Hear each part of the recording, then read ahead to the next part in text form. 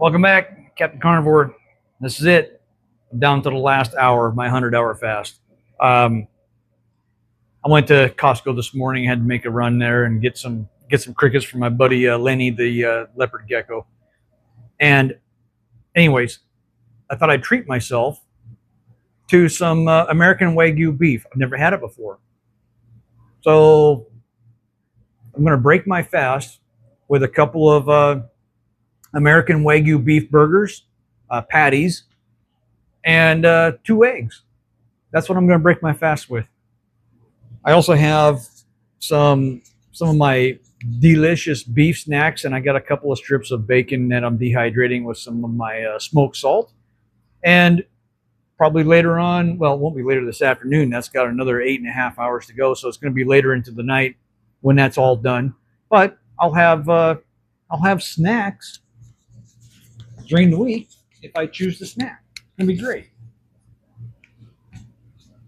I started this 100-hour fast on a whim, this particular one, and I ended up with an extra day off of work, and then I made a spontaneous decision, like, bam, I'm going to do it. I was going to actually wait until later in the year, like November, December to do it, but I figured, what the hell, why wait? So I jumped right into it, and I think I weighed 100 and I don't know, what was it, 139, 138, 139, or whatever it was that I said it was on Thursday. I weighed myself this morning when I woke up, and I was a $134.3. And like I said before, I'm not doing this for weight loss. I'm not interested in weight loss. I am interested in the health benefits, and all the good doctors that we all follow. The Dr. Berries, the Dr. Chafees, the Dr. Kilts, Dr. Nelson, Dr. Binkman, the whole gamut, and there's plenty more of them that I look up to and I trust, and I'm sure maybe many of you do too. Most of them would agree of the benefits of fasting occasionally. And of course, I only eat once a day, so I have a 24-hour fast every day, and that's great. That's worked for me. That's my schedule. It works for that. And I thought, well, maybe I'll start a 48-hour fast or a 72. And then I started hearing people about doing a 100-hour fast, and I was like, you know what? I'm just going to jump right in. So I did my first one, and as soon as I found out that I was going to survive, and for me, it's a lot of a mental game, I couldn't wait to do my second one. If I could have run them back to back, I probably would have. Probably not advised to do that, but I felt so good. And this is no different. This is no different. I don't think I've ever felt better in my life. Carnivore for me has brought the whole carnivore journey. I'm 829 days today on eating carnivore, and it's brought me zero pain. It's all the inflammation, and I'm assuming that's what has been causing the majority of my aches and pains. Old age syndrome, and I'm not even old. I don't think I'm 55. But all of those lower back issues that I had, problems with my, the aching joints, it's gone. And that's what you want when you have those things. You want that stuff gone. And it happens quickly. Had psoriasis on my shins, both shins. And I'd sit there and scratch myself to death. My wife, I'd start scratching my legs, and I'd get ready to crawl in bed. My wife says, "You crawl in bed and scratch like that, you're getting the hell out of the bed." Well, there's an incentive to make that go away. Went away. A couple of weeks eating carnivore, hasn't been back. Bleeding gums. I've heard several people talk about not having any more bleeding gums. When I brush my teeth, you know what happens. That's gone away. My attitude's improved. My wife would affirm that. My creative and my cognitive ability, the line of work that I'm in, requires a lot of patience, a lot of creative ability, technical aptitude, and while I have done well with all those things through all of these decades, um, I've always been fearful of losing my mind. I guess my wife would argue that I lost it a long time ago, but that's a different story. So for a long time, I would sit here and I'd grab my Rubik's Cube and I would solve it every day. Sometimes I would solve it multiple times a day. And it wasn't because it's just fun, and which for me it is fun. I love doing it. But I told my wife, this was years ago, I said, if you see me sit down and start working on the Rubik's Cube, and I can't solve it, then that's the point that I may have legitimately lost my mind. Because I've known how to solve that thing for 40 years, 45 years, however long it's been. So I've always been able to do it. Not that hard. But if I forget how to do that, I'm using that as a metric, basically, whether or not I'm going to lose my mind or if I am losing my mind. And somebody would say, well, why the hell do you think you're losing your mind? I don't know, but losing my mind isn't something that I want to do. And quite frankly, as far as my career goes, I can't afford to. And I'm telling you, eating the standard American diet will probably push you, the average person, to losing their mind. And you can just look around and see that there's, sadly, you can make the argument there's a lot of mental sickness in the world in various forms. And I would never make the argument with any kind of facts to back it up that our sickness, mental sickness, is derived completely from diet. But I would say that. I have nothing to back it up. Doesn't matter. But it's possible. And so those are some of the benefits that I've had. And I got into the diet from listening to a podcast that Dr. Berry was on. And Dr. Berry and I had my earbuds in and I was just listening it in the cursory background. And Dr. Berry was talking about this carnivore diet. And I was too busy probably drinking a couple of beers and eating a bag of chips to give a damn.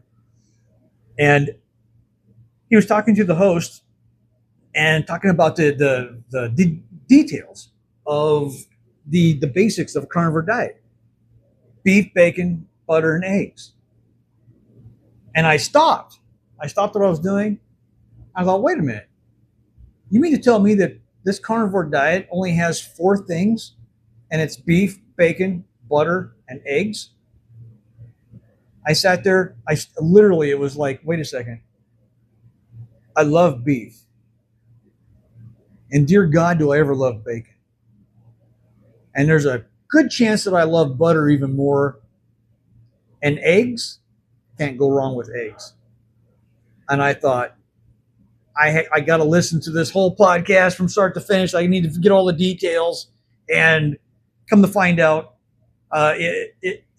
which is nothing more than we already know already, all the health benefits that come about from eating carnivore diet that you can get from eating just those 4 things. I started the next day. I was so excited. I thought, you got to be kidding me. All I have to do is eat beef, bacon, butter, and eggs.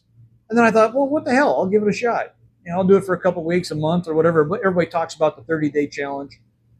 And yeah, I suffered the first week. Most people do. I didn't have the keto flu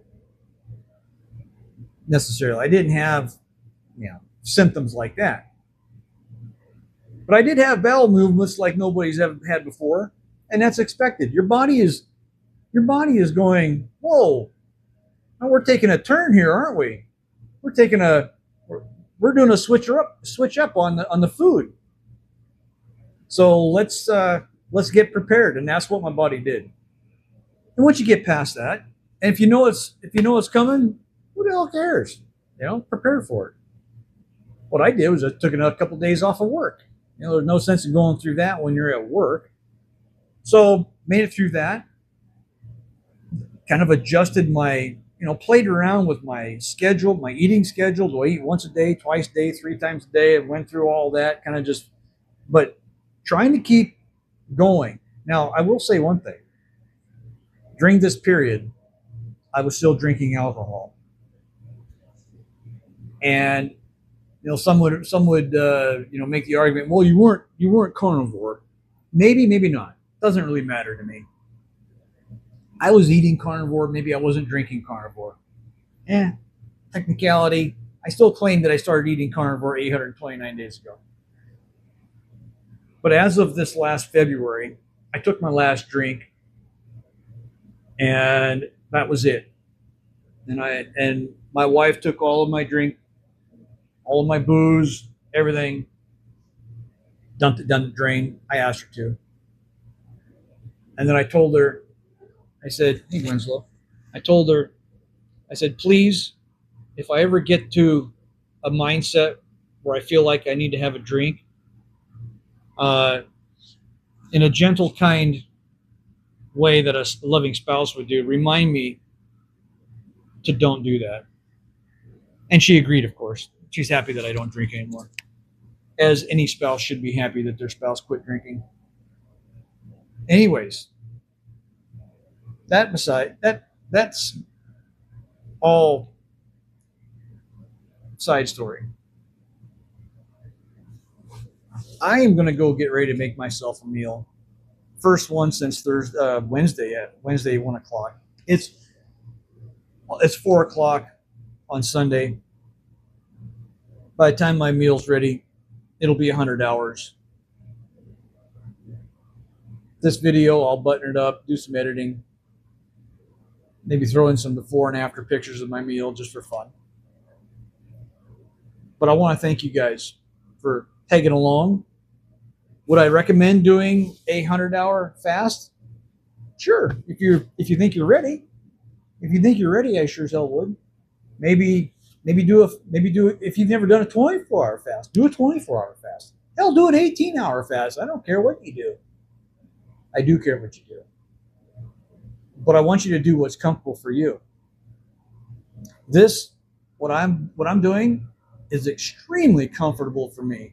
Like I said earlier, I'd do these back to back if I could. I love them. But I'm not really interested in doing more than 100 hours. I could. I don't know how long I could go, but that's not the point. That's not the point. For me, it's a lot of a mental game.